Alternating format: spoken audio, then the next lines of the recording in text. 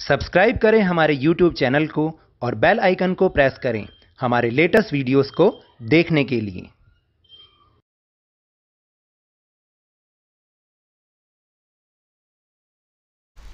Hello and welcome to Lavneesh Sir की class. This is Directorate of Education GNCT of Delhi's worksheet number 36, and it is only for class 7 students. It has taken from the subject Social Science History, and we will learn and understand the chapter Devotional Paths to Divine in this worksheet. So students, आज की इस worksheet में भी हम इसी chapter को आगे जो उसमें लिखा हुआ है वो समझेंगे, यानी जो आगे इसमें कॉन्सेप्ट दे रखे हैं, जो टॉपिक दे रखे हैं, उनके बारे में बातचीत करेंगे। जैसा कि आपको पता है कि पिछली कुछ वर्कशीट से हम इस लेसन को समझने की कोशिश कर रहे हैं और हमने बहुत अच्छे से समझा भी है। तो आज इसमें क्या दे रखा है, कौन से टॉपिक पे डिस्कशन करेंगे, let's start and understand with me. Dear children, the period after the 13th century there was a new wave of bhakti movement in northern India. प्यारे बच्चों, आज हम 13th सेंचुरी के बाद की बात कर रहे हैं। वो पीरियड जब उत्तर भारत में एक नए तरीके का भक्ति मूवमेंट की एक नई लहर जाग उठी थी, बह रही थी। This was an era when Islam, Hinduism, Sufism, various strands of Bhakti and Nathpanthis, Siddhas and Yogis influenced one another.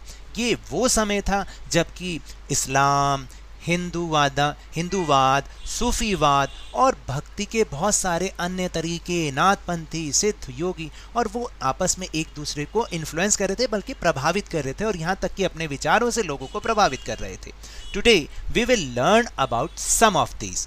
आज हम उनमें से कुछ के बारे में जानेंगे और समझेंगे। So we begin with this person. जानते हैं कौन है ये हैं Tulsidas ji. Tulsidas conceived of God in the form of Rama.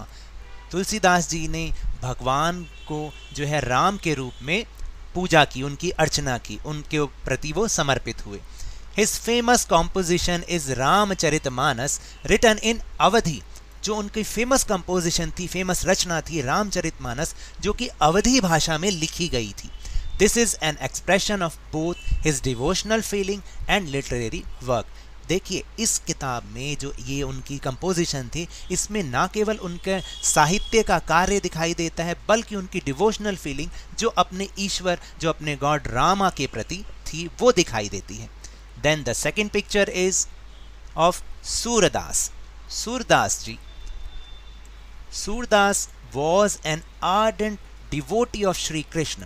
जैसे तुलसीदास जी रामचंद्र जी के बहुत डिवोटी थे, बहुत बड़े डिवोटी थे, ऐसे ही सूरदास जी श्री कृष्ण जी के बहुत बड़े डिवोटी थे, बहुत बड़े भक्त थे। His compositions compiled in Sursagar, Sursavali and Sahitya Lahiri.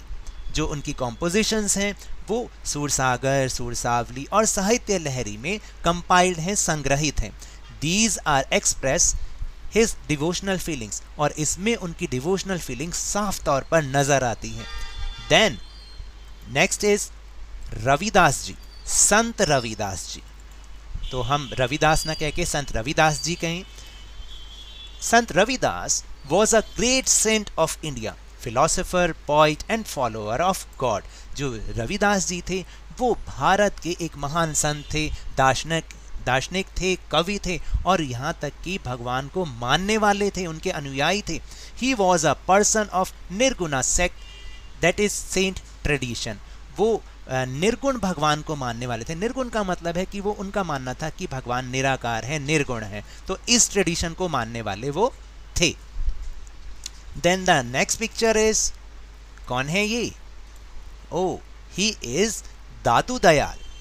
Dadu Dayal was a saint। Dadu Dayal एक संत थे। He was very kind, वो बहुत दयालु थे। Due to this he got the name दादू दयाल। देखिए, क्योंकि वो बहुत ज़्यादा दयालु थे, इसलिए उनका नाम दादू दयाल पड़ गया। He wrote शबद एंड साखी। उन्होंने शबद और साखी लिखे। And his creations is romantic। जो उनकी रचनाएं थी वो प्रेम भाव पूर्ण थी, प्रेम से भरी हुई। And the last picture is of Mirabai. Mirabai को कौन नहीं जानता, जानते हैं, उन्होंने बहुत सारे सुंदर सुंदर भजन लिखे हैं। Mirabai was a Rajput girl, she was married to the royal family of Mewar. वो उनकी जो शादी थी वो मेवाड़ के एक राजघराने में हुई थी। She was devoted to Shri Krishna, वो श्री कृष्ण की बहुत बड़ी भक्त थी, उनके प्रति समर्पित थी। There is an expression of devotion in her hymns, और उनके भजनों में, उनकी रचनाओं में उनकी इस डिवोशन को साफ तौर पर देखा जा सकता है, उनकी भक्ति को साफ तौर पर देखा जा सकता है। जानते हैं उन्होंने बहुत ही बढ़िया बढ़िया भजन लिखे, उनकी जो रचनाएं थी, कॉम्पोजिशन थी, बहुत ही फेमस थी। और उनमें से एक फेमस कॉम्पोजिशन मैं आपको सुनाने जा रहा हूँ। जानते हैं कौन सी है वो? पायो जी मैंने राम रतन धन पायो, पायो जी मैंने वस्तु अमोलिक दी मेरे सतगुरु, वस्तु अमोलिक दी मेरे सतगुरु, कृपा करे अपनायो, पायो जी मैंने राम रतन धन पायो। तो ये था उनका फेमस भजन, जो कि अगर आपने नहीं सुना हो तो जरूर सुनिएगा, वाकई बहुत बढ़िया उन्होंने ये भजन लिखा है। So now will move on our question answer section. So first question is filling the blanks. देखिए आपको केवल फिलिंग द ब्लैंक्स इसमें से पूरे करने, बहुत ईजी है। Ramcharitmanas is written in Awadhi language. Then Mirabai was devoted to, किसके प्रति वो समर्पित थी? श्री कृष्ण के प्रति समर्पित थी। शबद एंड साखी रिटन बाय, किसने लिखे थे? दादू दयाल जी ने। And Surdas composition compiled in Sursagar, Sursavali and Sahitya Lahari, यानी सूरदास जी की जो कंपोजिशन है वो सूरसागर, सूरसावली और साहित्य लहरी में इंक्लूडेड है, कंपाइल्ड है। देन एन एक्टिविटी, देखिए एक्टिविटी आपको खुद से करनी है और ये आपके अपने लिए है, इसको बेशक से आप अपने ग्रुप में मत भेजिएगा, लेकिन आपको पता होना चाहिए there are several saint point whose name had been mentioned but their work has not been included in the chapter. Find out more about the language in which they composed, whether their compositions were sung or what their compositions were about.